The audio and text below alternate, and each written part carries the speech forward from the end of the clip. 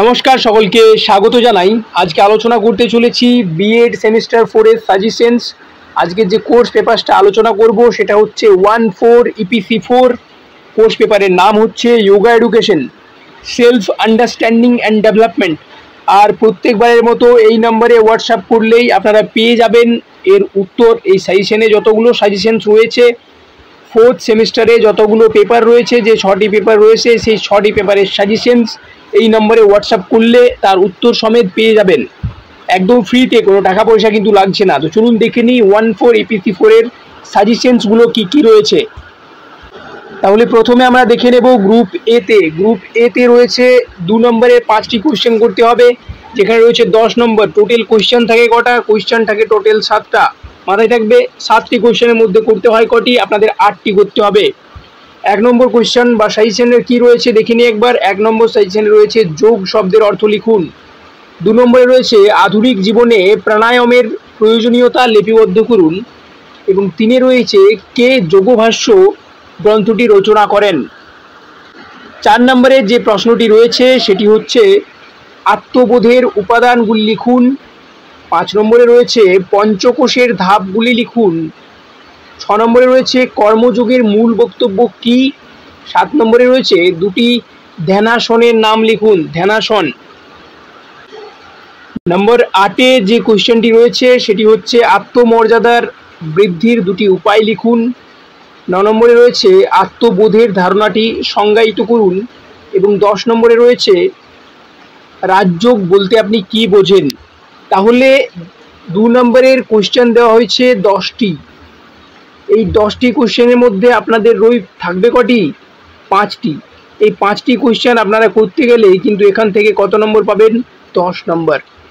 আর এই 10টি কোয়েশ্চেনের মধ্যে থেকেই কিন্তু 5টি কোয়েশ্চেন আপনারা কমন পাবেন। এই ভেবে চলুন, শুধু ভেবে চলুন না, পাবেনই, কনফার্ম পাবেন, কারণ এর বাইরে কোয়েশ্চেন পড়ে না। আমি আগের প্রিভিয়াস ইয়ার কোয়েশ্চেনগুলো দেখলাম, 2022-এর দেখলাম, 21-এর দেখলাম, 20-এর দেখলাম, 19-এর দেখলাম, সব দেখেছি। সব দেখে এই কথাই আসি যে কোয়েশ্চেনগুলো রিপিট হয়, বারবার রিপিট হয়। এরপরে চলে আসবো গ্রুপ বিতে। গ্রুপ বিতে কীরকম ধরনের কোয়েশ্চেন থাকবে? 5 নম্বরের কোয়েশ্চেন থাকবে। 5 নম্বরের কোয়েশ্চেন থাকবে গ্রুপ বিতে। তাহলে এই 5 নম্বরের কোয়েশ্চেনে কী কী সাজেশন আছে করতে হবে? কিন্তু 3টি। 1 নম্বর সাজেশনে থাকছে যোগের ক্রমবিকাশের ইতিহাস লিখুন। 2 নম্বরে রয়েছে আত্মবোধের গুরুত্ব সংক্ষেপে বিবৃত করুন। এবং 3-এ রয়েছে যোগ শাস্ত্র অনুসারে অসুস্থতার কারণগুলি সংক্ষেপে ব্যাখ্যা করুন। 4 নম্বর যে কোয়েশ্চেনটি রয়েছে সেটি হচ্ছে সদর্থক ও নঅর্থক আত্মধারণার প্রভাব সম্পর্কে লিখুন।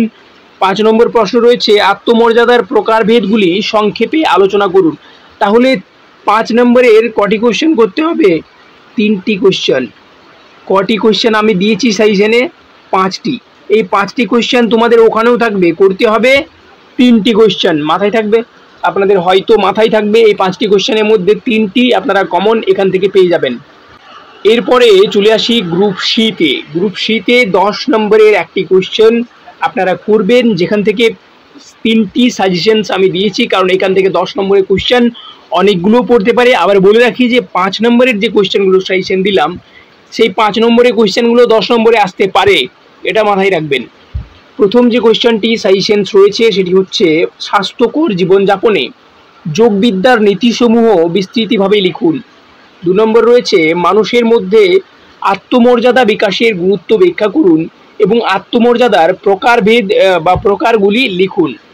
3 নম্বর রয়েছে হঠযোগে বিভিন্ন ক্রিয়াগুলি পুঙ্খানুপুঙ্খভাবে লিখুন। তাহলে এই 3টি কোয়েশ্চেন আপনাদের এখানে দেওয়া রয়েছে। 10 নম্বরের 3টি কোয়েশ্চেন আপনাদের পরীক্ষার খাতায়ও থাকবে। সেখান থেকে আপনাদের করতে হবে কটি? 1টি কোয়েশ্চেন করতে হবে। এটি মাথায় নিয়ে আপনারা চলবেন যে একটি 10 নম্বরের কোয়েশ্চেন করতে হবে। তাহলে টোটাল আপনারা যদি ধরেন যে কটি কোয়েশ্চেন এখানে করতে হবে, তাহলে টোটাল হচ্ছে 2 নম্বরের 5টি। তাহলে ওখান থেকে থাকছে 10 নম্বর এবং 10 নম্বর আর কোটা 5 নম্বরের 3টি, তাহলে 15, আর 10 নম্বরের একটা। তাহলে টোটাল 35 নম্বর আপনাদের থিওরি পেপার থাকছে, 15 নম্বর প্র্যাকটিক্যাল অ্যাসাইনমেন্ট, আর 25 নম্বরের প্র্যাকটিকাম। তাহলে টোটাল হয়ে যাচ্ছে 75 নম্বর। ঠিক আছে, তো সাজেশনস এখানেই দেওয়া শেষ হলো। যদি আপনাদের উত্তর মানে আপনাদের দরকার হয়ে থাকে যে উত্তর এই সাজেশনসগুলোর, তাহলে কিন্তু আপনারা 8101574473 নম্বরে কল করবেন, কল না, হোয়াটসঅ্যাপে মেসেজ করবেন এবং ওখান থেকে আপনারা উত্তরগুলো পেয়ে যাবেন। ধন্যবাদ আপনাদের সকলকে, আপনাদের দিনটি শুভ হোক।